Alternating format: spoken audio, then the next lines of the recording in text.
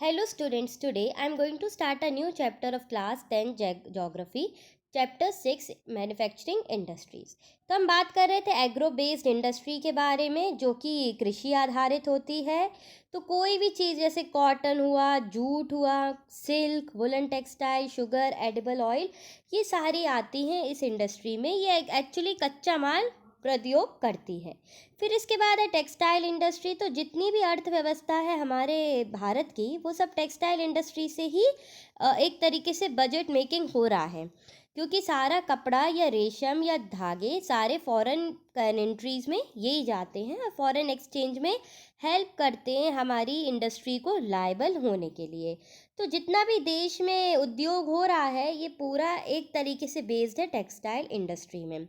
इसके बाद हम देखते हैं कॉटन इंडस्ट्री। तो देखो, प्राचीन भारत में सूती वस्त्र, हाथ में कटाई करना, बुनना, ये सारी चीज़ें आती थी हैंड स्पिनिंग, हैंडलूम, वीविंग में, कॉटन टेक्सटाइल में। तो ये भी हमारा उद्योग है, इसका ट्रेडिशनल स्टफ़ है हमारा। और ये कॉर्निलर पीरियड, या हम मान सकते हैं इंग्लैंड में जब मशीन निर्माण हुआ था तब से ये यूज़ हो रही है। तो देखो, ये कॉटन के लिए सबसे पहले फाइबर प्रोडक्शन और ये रॉ मटेरियल। तो फाइबर प्रोडक्शन होता है रेशम का उत्पादन, रॉ मटेरियल होता है कच्चा रेशम बनाना, स्पिनिंग, धुनाई कटाई होती है इसमें, यान बनता है जिसको कहते हैं हम सूत, या वीविंग होती है जिसको हम कहते हैं बुनाई का काम होता है, निटिंग, फैब्रिक मतलब कपड़ा, डाइंग एंड फिनिशिंग मतलब रंग भरना इसमें, गारमेंट्स मतलब वस्त्र बनाना, और गारमेंट मैन्युफैक्चर करना। तो ये सारे प्रोसेसेस हैं जो हमें इसमें काम आते हैं। तो अर्ली ईयर में भी हमने देखा है प्राचीन भारत में सूती वस्त्र में हाथ में कटाई, बुनना, और ये सारे काम निर्मित होते थे। तो cotton textile industry mostly Maharashtra, Gujarat में है। अवेलेबल मटेरियल है वहाँ पर, इंडस्ट्री सेटअप है। तो अगर हम देखें तो वर्षों से सूती वस्त्र का उद्योग हमेशा महाराष्ट्र, गुजरात में हुआ है। कपास की खेती हुई है यहाँ पर, बाज़ार में हुआ है, परिवहन हुआ है, यहाँ पर आना जाना जिसको हम कहते हैं block plucker, worker engaged in ginning, spinning, weaving, dyeing, designing, packing, tailoring, sewing. तो ये सारी चीज़ें बहुत ज़्यादा ज़रूरी हैं उत्पादन के लिए, पैकेजिंग के लिए, और एम्ब्रॉयडरी, ज़री का काम करना। तो वर्ल्ड क्लास प्रोडक्शन यहाँ पर बहुत ज़्यादा ज़रूरी था। वीविंग, हैंडलूम, पावरलूम मिल से होती थी, लार्ज एम्प्लॉयमेंट था यहाँ पर। तो जो भी था कटाई, और हम देखते हैं हमेशा महाराष्ट्र, गुजरात, तमिलनाडु में ये काम बहुत ज़्यादा होता है। ये परंपरा चली आ रही है बुनाई की यहाँ पर। तो जब देखा गया कि USA, UK, Russia, France, European countries में कॉटन की डिमांड है, तो ये लोग इंडिया से कॉटन इंपोर्ट करने लगे। तो इससे हमारे यहाँ पर भी एक तरीके से फ़ायदा हुआ, देश का उत्पादन बढ़ता रहा, और जितना भी हाथ से ये बुनकार और ये सब होता था, तो ये सब उत्पादन में भी योग होने लगे। तो exchange of money, import and export helped in the development of country. तो अगर हम देखें टेक्सटाइल इंडस्ट्रीज़ फ्लॉरिश हुई हैं, तो ये मैप है मध्य प्रदेश, और यहाँ पर हम देख सकते हैं देवास में, उज्जैन में, इंदौर में कॉटन टेक्सटाइल हैं। और जो भी ये रेड मार्क हैं ये वुलन टेक्सटाइल्स हैं। जो एक डॉट में ब्लॉक है ये है सिल्क टेक्सटाइल। तो ये हमेशा हमें पाया जाएगा अनंतंग में, बाराकुला में। तो ये जगह है जहाँ पर ये सब वस्त्र का उत्पादन होता है और ये मिलते हैं। इसके बाद अगर हम देखें, बहुत सारा प्रोडक्शन तो रिज़ल्ट है हमारे स्पिनिंग वीविंग का, जो कि मैन्युफैक्चरिंग, गारमेंट और फैब्रिक बनाने के काम आता है। तो देखो, विश्व में व्यापार में हमारे देश की भागीदारी काफ़ी महत्वपूर्ण है, और ये कुल अंतर्राष्ट्रीय व्यापार का लगभग 1/4 भाग है। लेकिन तैयार वस्त्र में कुल व्यापार का हिस्सा 4% ही रह जाता है। तो अगर देखें कि Philippines, Brazil, Bangladesh, Egypt, Thailand, तो यहाँ पर भी स्टिफ कंपटीशन है इंटरनेशनल मार्केट का, और यहाँ पर भी उत्पादन बहुत ज़्यादा हो रहा है। तो internal demand has been increased. तो जो भी गवर्नमेंट पॉलिसीज़ है, प्रोग्राम्स है, जूट पैकेजिंग का जो मटेरियल है, तो ये सब यहाँ पर यूज़ हो रहा है, और हमारे यहाँ से बहुत ज़्यादा जाता है। और पश्चिम बंगाल में अगर हम देखें, हुगली नदी में के रास्ते से ये पूरा माल दूसरी कंट्रीज़ में जा रहा है। तो उत्पादन है हमारे यहाँ, परिवहन है, सड़क अच्छी हो गई है, रेलवे डेवलपमेंट हो गया है, पानी का स्रोत यहाँ पर मिल रहा है, कच्चे माल के लिए मिल तक यहाँ पर मिल जा रही है। तो बहुत अलग अलग तरीके से यहाँ पर स्तर में काम हो रहा है, और ये डेवलपमेंट एक तरीके की चुनौती दे रहा है अंतर्राष्ट्रीय मार्केट को, जिसको हम कहते हैं इंटरनेशनल मार्केट। तो अगर हम देखें कि जैसे शहर है थाईलैंड या कहीं और भी देश हैं जहाँ पर कपास की खेती होती है, जिसको हम कहते हैं जूट की, पर सबसे ज़्यादा माल इंडिया से ही जाता है। और हमारे मेन मार्केट यूएसए, कनाडा, घाना, सऊदी अरेबिया, यूके, ऑस्ट्रेलिया हैं। तो पर्यावरण तो हमारे पास अनुकूल है, विश्व में एक कंपटीशन भी स्पिरिट हम आगे बढ़ाए हुए हैं for carrying out the opportunity of jute product, क्योंकि सबसे ज़्यादा जूट हमारे यहाँ पर एक्सपोर्ट होता है। अब है शुगर इंडस्ट्री। तो भारत में देखो चीनी का उत्पादन विश्व में दूसरा स्थान है, लेकिन गुड़ और खंडश्री का भी हमारे यहाँ पर बहुत प्रथम स्थान है। तो उद्योग में अगर हम जाना जाए तो प्रकृत कच्चा माल भारी होता है, तो मटेरियल इसमें यूज्ड होता है बल्कि हैंडलेक और एक कंस्टेंटेंट रिड्यूस ऑफ मिल्स, जो कि उत्तर प्रदेश में लोकेट करता है, बिहार, महाराष्ट्र, कर्नाटक, तमिलनाडु, आंध्र प्रदेश, गुजरात, पंजाब, हरियाणा, मध्य प्रदेश। 60% उत्तर प्रदेश और बिहार से आता है। तो इंडस्ट्री सीजनल है, नेचर में कोऑपरेटिव है, और ये भी एक स्पेशली डाउन टोल्डन है। तो जो भी प्रोड्यूस होता है ये एक तरीके का गन्ने से होता है। गन्ने से जो रस निकलता है उसको हम खांडशी बोलते हैं, या सुगलोसिस। तो इसको जब क्रश करते हैं तब इससे शक्कर बनती है। तो ये बहुत ज़्यादा ज़रूरी है कि अच्छी क्वालिटी की शक्कर होनी चाहिए to compete with international market. तो जितना भी हमने फैक्ट्री सीजनल नेचर में जाना है, तो हमने यही पाया है कि मैक्सिमम प्रोडक्शन इज़ नेसेसरी। अब अगर हम देखें मिनरल बेस्ड इंडस्ट्रीज़, तो देखो मिनरल बेस्ड इंडस्ट्री का भी यही प्रयोग है कि हमें कैसे आगे काम करना है। तो प्रोडक्शन गुड क्वालिटी होना चाहिए, चाहे वो कॉटन हो या इंपोर्ट के लिए मटेरियल हो, पावर सप्लाई हो, मशीनरी हो, वीविंग हो, ये सारी चीज़ें बहुत ज़्यादा ज़रूरी हैं। तो टेक्सटाइल, तो इंडिया लार्जेस्ट यूज़र है जूट का गुड्स, और सेकंड प्लेस एक्सपोर्टर आता है यहाँ बांग्लादेश। बहुत सारी मिल्स हमारे यहाँ वेस्ट बंगाल में हुगली रिवर के किनारे पर है, क्योंकि एक्चुअली जूट का प्रोडक्शन सबसे अच्छा वहाँ पर इसलिए होता है क्योंकि वहाँ का क्लाइमेट बहुत अच्छा है वेस्ट बंगाल का, जो कि इसके मास प्रोडक्शन में, और साथ में नदी का भी पानी बहुत मिलता रहता है, तो ये बहुत अच्छा रहता है वहाँ पर ग्रोइंग ऑफ जूट क्रॉप्स। और वहीं से ही नदी के किनारे से ये बे ऑफ बंगाल की खाड़ी से एक्सपोर्ट वहाँ से हो जाता है। तो वाटर ट्रांसपोर्ट है वहाँ पर, गुड नेटवर्क है, रेलवे, रोडवे का, वाटरवे का, मटेरियल बहुत अच्छा है। तो वेस्ट बंगाल के साथ वहाँ पर जूट प्रोडक्शन में चीप लेबर भी होता है, वहाँ पर मिलता है। उड़ीसा, उत्तर प्रदेश, कोलकाता, और बैंकिंग इंश्योरेंस भी यहाँ पर मिलता है। तो ये एक स्थान में वहीं पर ही हो जाता है, और वहीं से वहीं एक्सपोर्ट भी हो जाता है। तो देखो अगर हम देखें कि आफ्टर पार्टीशन 1947, तो जूट मिल्स इंडिया में कम से कम 3/4 थी, और बांग्लादेश सबसे बड़ा प्रोड्यूसर बना।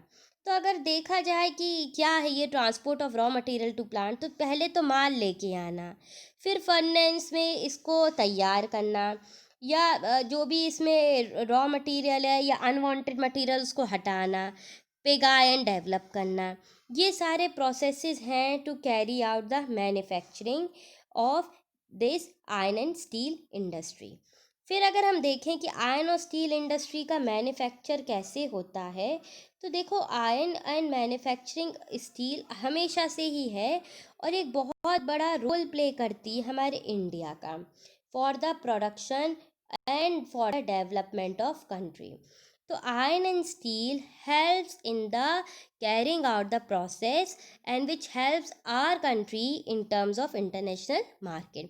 तो 3 तरीके की होती है आयरन एंड स्टील इंडस्ट्री।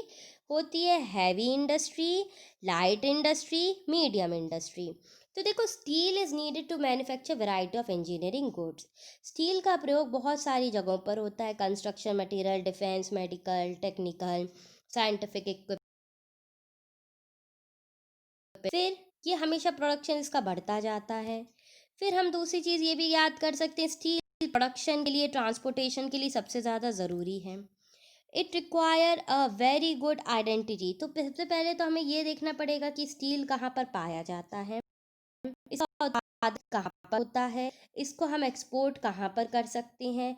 तो ये सारे पॉइंट्स हमें वेरिएबल करने हैं कि कम से कम 95.6 टन ये एक तरीके का स्पॉन्ज के थ्रू पे प्रोडक्शन होता है आयन का, और ये भेजा जाता है भारत से दूसरे शहरों में।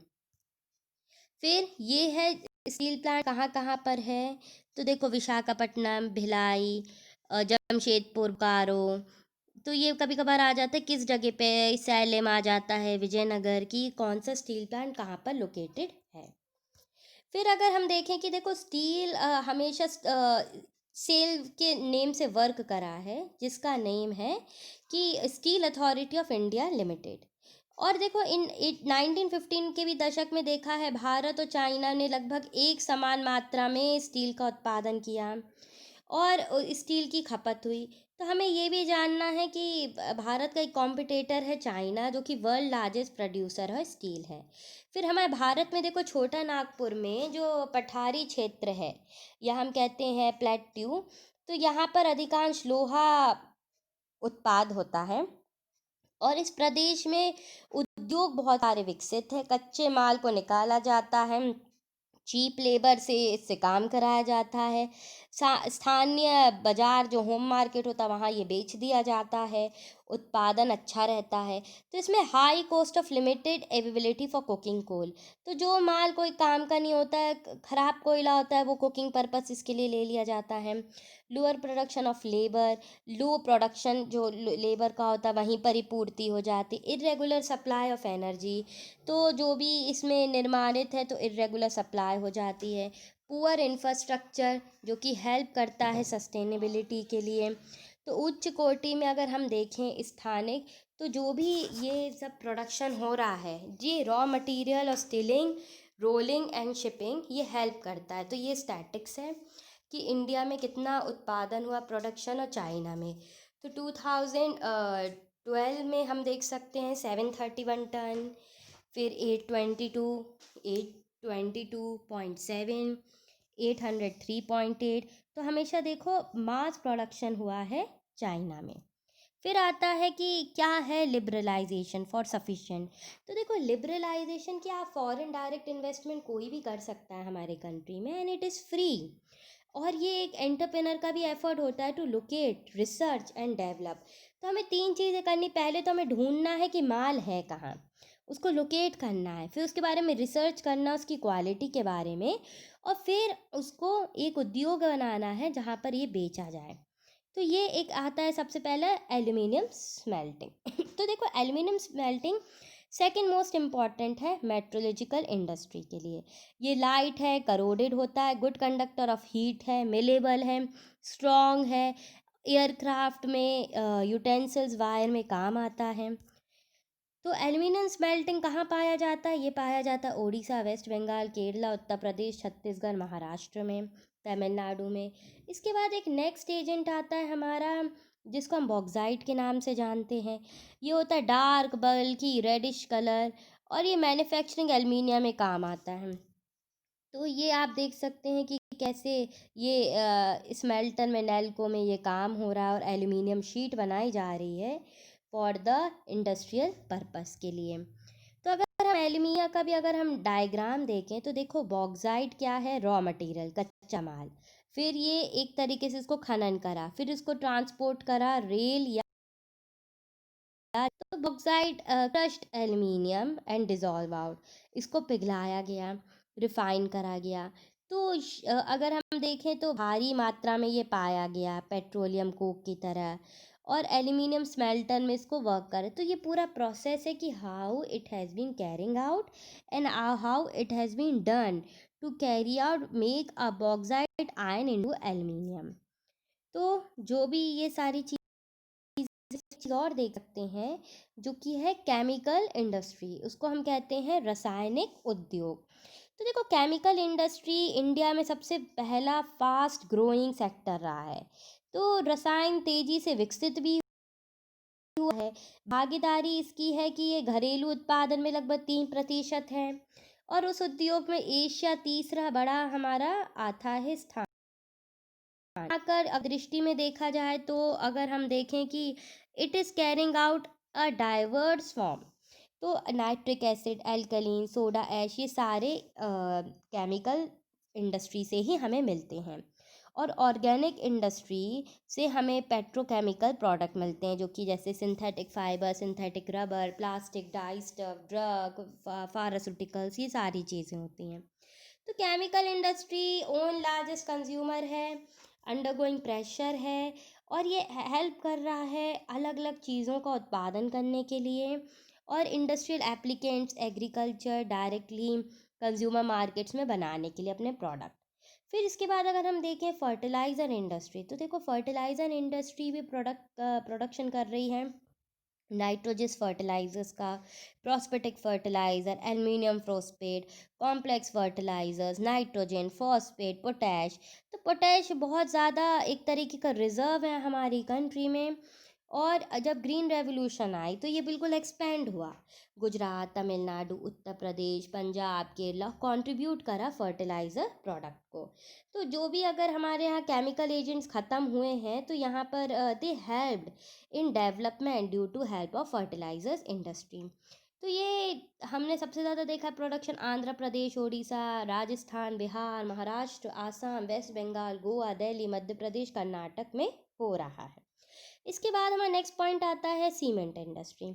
तो देखो निर्माण जैसा भी हो, चाहे घर का निर्माण हो, कारखाना बनाना, हमें कोई पुल बनाना है, सड़क बनाना है, हवाई अड्डा बनाना है, या कोई डैम बनाना है, बांध, तो हमें सबसे ज़्यादा उसमें सीमेंट की ज़रूरत है।